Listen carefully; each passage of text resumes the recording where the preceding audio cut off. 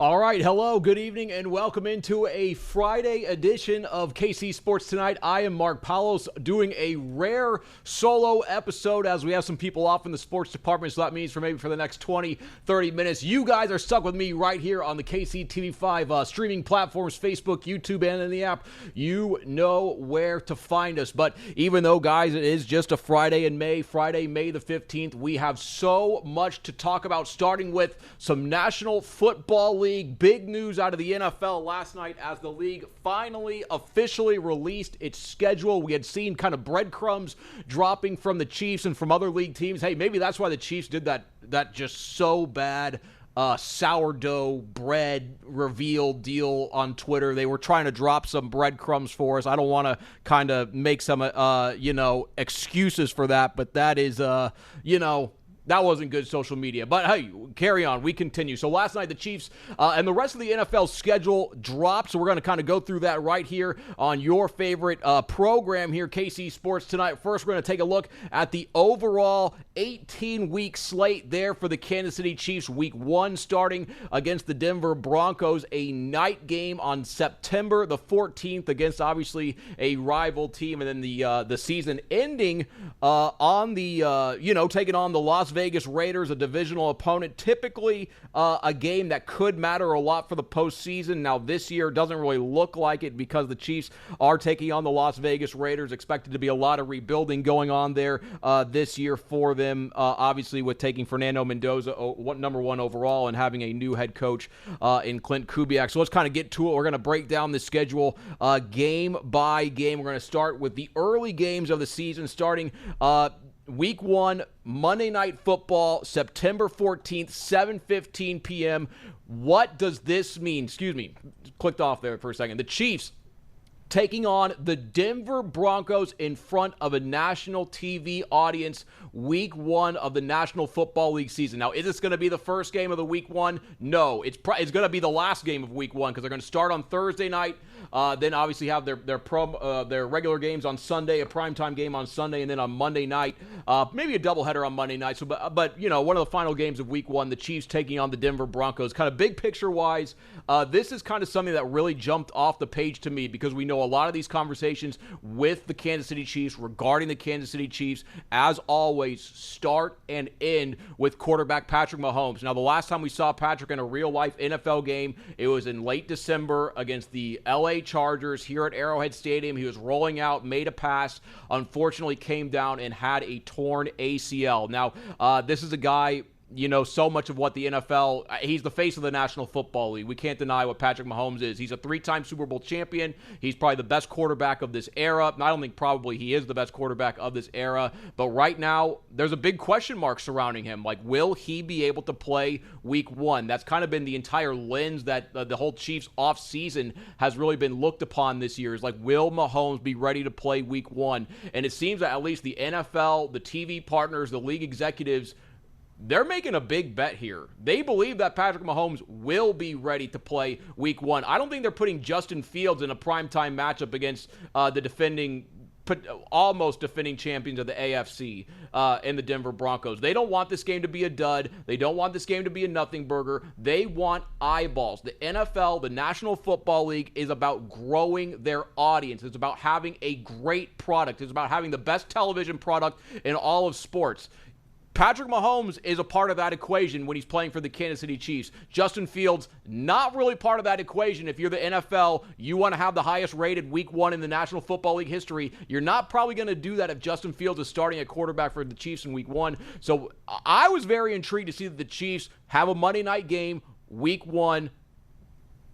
Reading the tea leaves here, don't want to say too much, but it does seem that Patrick Mahomes' rehab is going well. We saw the video that was released on his Instagram probably about a month ago now where he dropped back to pass. We saw him at the Texas Tech Pro Day. The other day, he was at a Royals game with his son. He was at the current game with his daughter. It looks like he's up and he's active. The Chiefs say that he has been in the facility working nonstop. I know GM Brett Veach said Patrick's working like from 7 a.m. to 3 p.m., 4 p.m. every day. I don't really know what's involved in rehabbing an ACL, but I can't.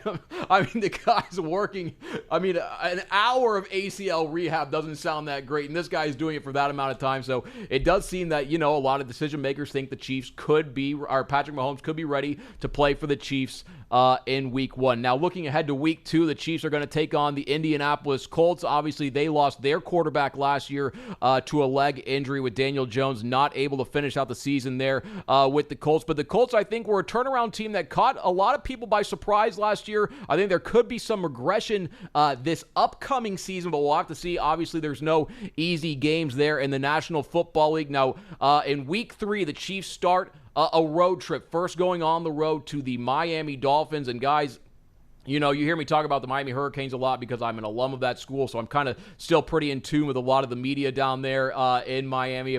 Several of my friends, college buddies, who are in the, kind of the media landscape there in Miami. I don't think there's anyone in Miami or in the National Football League or a football fan in general that thinks the Miami Dolphins are going to be a good football team this year. So I think that could be a strong start to the season for the Chiefs, taking on Denver, taking on Indy, taking on the Miami Dolphins. I mean, it looks like Malik Willis is going to be the starting quarterback there for the Dolphins. Obviously, he's shown some flashes of brilliance, but we've seen a lot of guys have flashes of brilliance in the NFL. Tyler Thigpen had flashes of brilliance way back in the day, and then guess what? The league figured him out, and it wasn't too pretty after that. So I think the Dolphins, not the strongest opponent for the Chiefs to play in week 3, but hey, that game on Sunday, September the 27th, guess what? You can watch that right here on your favorite station, KCTV5, and you can also watch the Chiefs' next game on your favorite station, KCTV5, because the Chiefs will be going on the road to take on the Las Vegas Raiders there in week 4.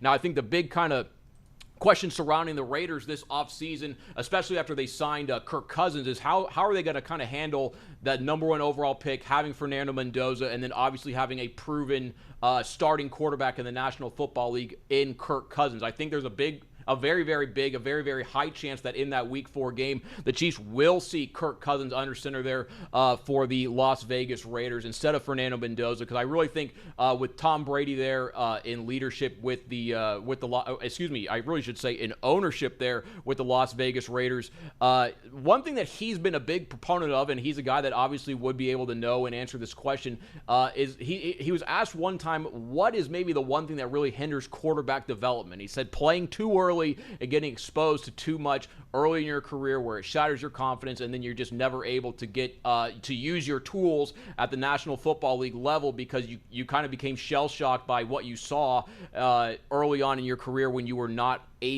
mentally ready to play in the National Football League. So I think there's a big chance that we might not see Fernando Mendoza for a big chunk of this year. Look at the offense that he was running there, first with the California Golden Bears and then with the Indiana Hoosiers, running a lot of RPO stuff, a lot of one read, then you kind of make your decision, do your thing. It's not going to be like that in the National Football League. It's not going to be like that in an organization where Tom Brady is part of ownership. And I think Fernando Mendoza, he kind of got a perfect guy to sit behind in Kirk Cousins out there in Las Vegas. Kirk Cousins is a guy that I used to cover when I worked in Minnesota, and I always, when I listened to Kirk Cousins, when I asked him questions at press conferences, when the media got to interact with Kirk Cousins, I always thought that this was a guy who is going to be a future coach. Not necessarily that he financially needed to. I think we know Kirk Cousins has one of the best agents in the history of football with the amount of guaranteed money that he's made. But the way that he prepares for games, the way that he breaks down games, the way that he talks about defenses,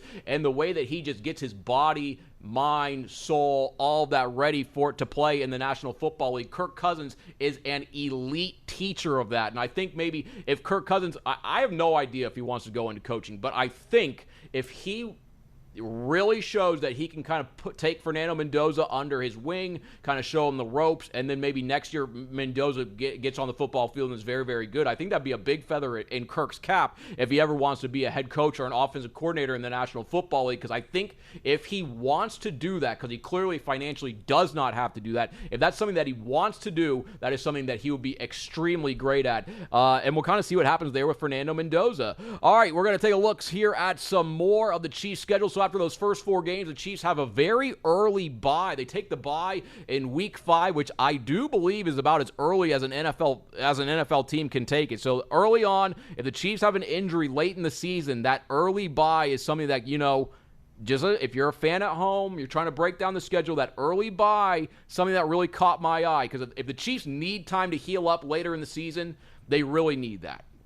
Not going to have that if you have a Week 5 bye. But flip side, argument here for that early bye is if Patrick Mahomes is not ready kind of early on, this kind of gives him a potentially maybe a 5-week buffer where the Chiefs play Justin Fields, excuse me, for those first 4 weeks. Then the Chiefs have a bye, and then potentially Patrick is ready for this Week 6 game against the LA Chargers. But Week 5, a little early for a bye for my liking, but hey, you never know. It's just kind of how the cookie crumbles each year where that bye is going to fall in the schedule. All right, so Week 6, the Chiefs take on the LA Chargers, who were, I believe, a playoff team a year ago. The Chargers guys, I think, they're a formidable group. You look at Justin Herbert. I mean, the guy's just a mountain of a man. I think Neil Jones actually coined the phrase that's really stuck out in my mind, that he's kind of just like a launching pad back there, because you see Justin Herbert on the football field. I mean, that guy, not a boy, he's a man. That guy is a tank.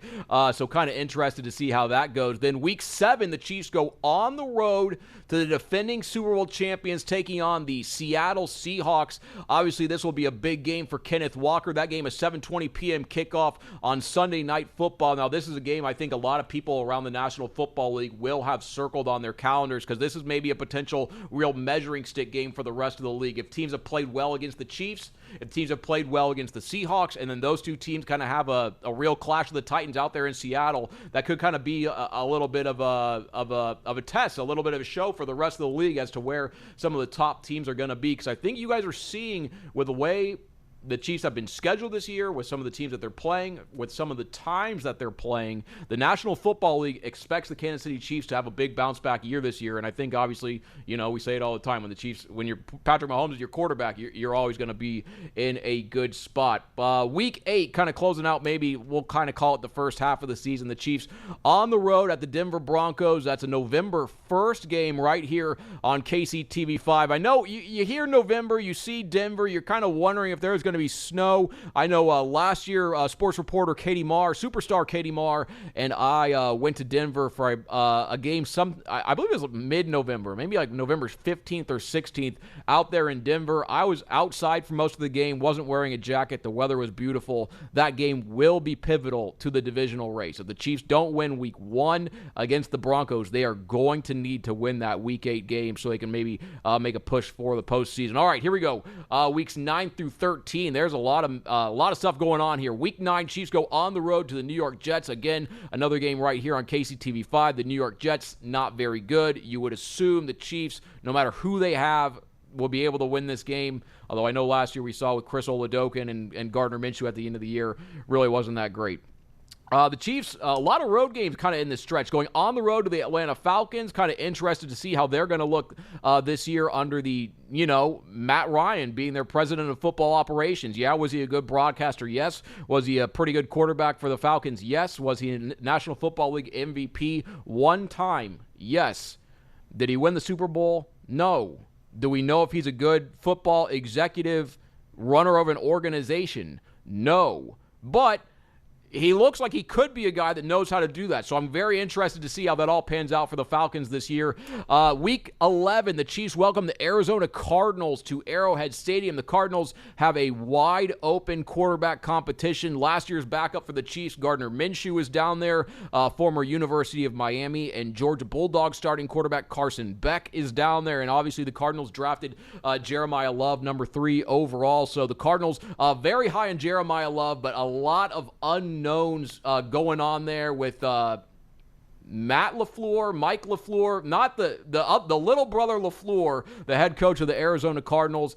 First-year head coach, probably not going to be the best team. The Chiefs obviously want to win that game. That's a noon kickoff Sunday, November 22nd, right here on KCTV5. Then Week 12, the Chiefs, kind of a start of a tough slate of games here. The Chiefs go on the road to the Buffalo Bills, where they're going to take on Josh Allen and company. Now, Buffalo, again, another intriguing team, because obviously this year Sean McDermott is no longer the head coach. They promoted offensive coordinator Joe Brady, who has really just ascended up the coaching ranks in football. In 2019, he wasn't officially the full-time, I believe he was not the full-time offensive coordinator of the LSU Tigers. He was just the pass game coordinator of the LSU Tigers when Joe Burrow, Jamar Chase, Justin Justin Jefferson, Clyde Edwards-Helaire, all those guys won a national titles. But now he's the head coach of the Buffalo Bills. Going to be intrigued to see how he can use Josh Allen and some of the other weapons that they have out there. The Bills obviously know their window is right now. Yes, they have Josh Allen.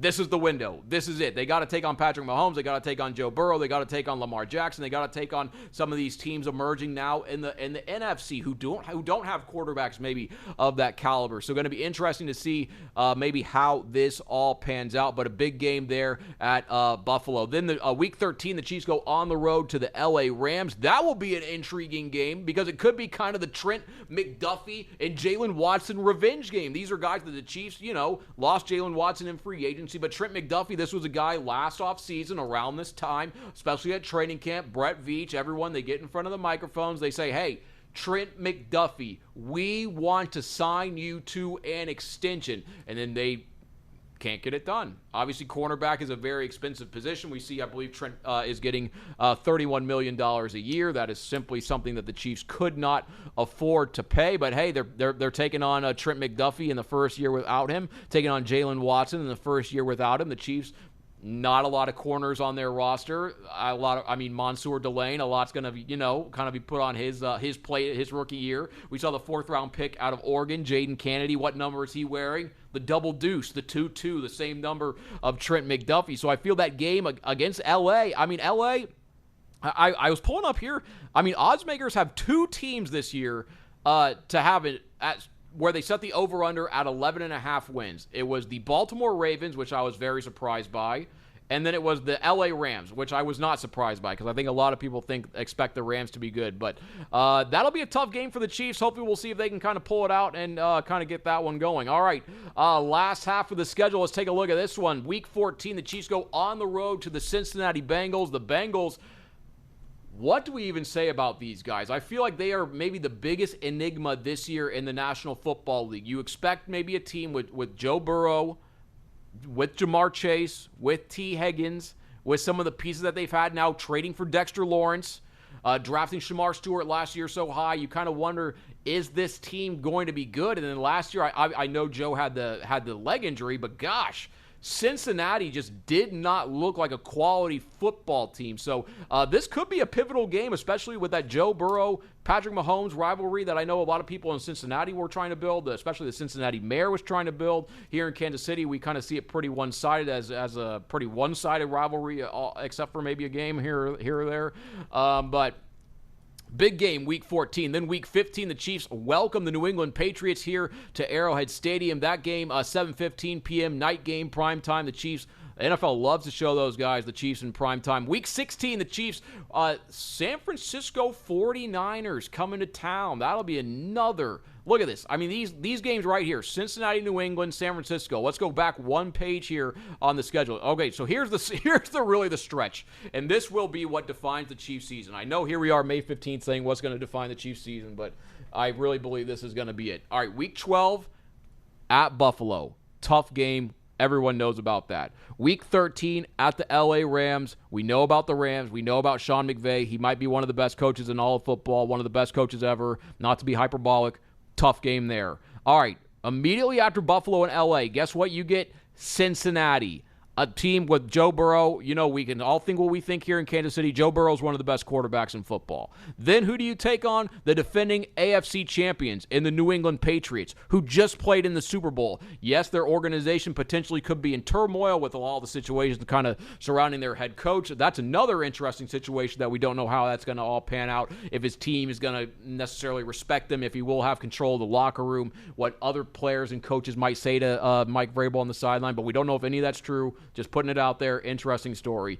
After those 4 games, who do you get? The San Francisco 49ers, another good team. Kyle Shanahan, another one of the best coaches in all of football. Then who do you get after that? The LA Chargers on the road. I know it's not really a road game when they play the LA Chargers out there at SoFi Stadium, but still, Jim Harbaugh, one heck of a head coach. That will be a tough game. Then the Chiefs close the season at home against the Las Vegas Raiders at Arrowhead Stadium. So, hey, guys, there's the Chiefs schedule for 2026. We're going to take one more look at it just from the big picture view. Here are the teams. I'll read through them just one more time. Denver, I'll say the team names, actually. Week 1, Broncos. Week 2, Colts. Week 3, Dolphins. Week 4, Raiders. Week 5, bye week, early bye. Be on the lookout for that. Week 6, Chargers. Week 7, Seahawks. Week 8, Broncos. Week 9, Jets. Week 10, Atlanta, the Falcons. Week 11, the Cardinals. Week 12, at the Bills. Week 13, at the Rams. Week 14, at the Bengals. Tough stretch there. Week 15, home against the Patriots. Week 16, home against the 49ers. Then week 17, at the Chargers. Week 18, at the Las Vegas Raiders. So, guys, a lot going on there. That's the Chiefs' schedule coming out for this year. So, hopefully, hey, the Chiefs 6-11 this past year, missed the playoffs for the first time of the Patrick Mahomes era, and hopefully that does not happen again. All right, now we're going to go to the Diamond, where it looks like, you know what, guys, I hate to say it, but it looks like we have the same old Royals. A lot of people entered this year, a lot of high expectations for the group, really hoping for the best. Last year, missed the playoffs after making it in 2024. We saw Bobby Witt Jr. be so good. We saw, obviously, all the other pieces the Royals have. Mikel Garcia won a Gold Glove. He was an all-star. Chris Bubich was an all-star. Carlos Estevez was an all-star. A lot of people became all-stars. But this year, the Chiefs, the Royals, 19-25. They've lost 4 in a row. They have the worst road record in all of Major League Baseball. Not good. Tonight, the Royals go on the road to start the I-70 series at the St. Louis Cardinals. The Cardinals having a pretty good start to the year this year. Right now, they are 25-18, just 10-10 at home. But first pitch tonight against the Royals is at 7:15 p.m. out there at Busch Stadium. Interestingly, former St. Louis Cardinal and 2013 NLCS MVP Michael Wacha is on the mound for Kansas City. Wacha has been sensational this year. 4-2 record, 2.63 ERA. We'll see maybe if he can have a very, very good game against his former team, because the Royals need a stopper right now, a losing streak stopper. It's supposed to be Ace Cole Reagans. He's out right now, and he really hasn't been as good as he can be this year. So who do I think it's going to be? I think it's going to be the veteran of the rotation. One of the bigger, Michael Wacha. I think he's truly the leader of the starting rotation. I know Seth Lugo is another veteran, maybe more of a lead-by-example guy. I know Michael Wacha, just being in the clubhouse, he's a guy that a lot of the pitchers really look up to. I know he's a guy that Cole Reagans especially looks up to. So Michael Wacha, the Royals, this is why the Royals signed you. This is why you signed again to stay here in Kansas City. The Royals need you to come up and be the losing streak stopper tonight against the Cardinals. The Royals also are going to need a little bit more out of their 3 and 4 hole hitters. Vinny Pasquantino right now batting .204 on the season. Sal Perez batting .200, right at the Mendoza line on the season. Guys, the Royals aren't going to be a good team if Vinny Pasquantino and Sal Perez aren't going to be hitting. I'm not breaking any news here. I'm not teaching any baseball to anyone they don't know. Those two guys really need to improve their game. Michael Wacha, be the leader that you are. Help those boys in blue get a win tonight, because it could be a long summer here in Kansas City, a very uninterested summer here in Kansas City, I really should say, if the Royals struggle, because, we've seen it now. The Chiefs, they're playing on Monday Night Football opening week. They're going to be talking a lot about Patrick Mahomes over the offseason. Everyone in the media here, we're going to be kind of drumming up the Patrick Mahomes angle all offseason long. And then obviously the World Cup's coming to town. So if the Royals don't kind of start to pick things up, they're going to be on the back burner, and they might not get off it. So Royals, hopefully they can turn that around, starting the I-70 series tonight at the St. Louis Cardinals. We will have a recap of that game tonight on our newscast at 10. All right, Friday Night Lights. Why are we talking about Friday Night Lights on May the 15th? That's way too early to be talking about Friday Night Lights. Doesn't everyone know Friday Night Lights, those don't begin till the fall for high school football. However, tonight, the KC Current are going to welcome the Houston Dash at CPKC Stadium. 7 p.m. kick out there on the riverfront. The Current 4 wins, 0 ties, 4 losses on the season. The Houston Dash 3 wins, 1 tie, 4 losses on the season. The Current, though, they kind of do seem to be rounding into a form. It was a little bit of a tough year for them to start. New head coach Chris Armas taking over for Vlatko Andonovski. Vlatko led the Current to the NWSL Shield last year for the best regular season in the league. I do believe it was, if it was not the best, it was one of the best regular seasons all time in NWSL history. Vlatko moves on to a different role within the organization. Not quite sure what that's all about, but they bring in Chris Armas, a former MLS head coach, to be the head coach of the Current, and it just really, really was ugly to to start the season there, but now it looks like the Current rounding into form, so hopefully they can get a big win tonight against the Houston Dash. If you're a Chiefs fan or just a sports fan in general, some good news for you.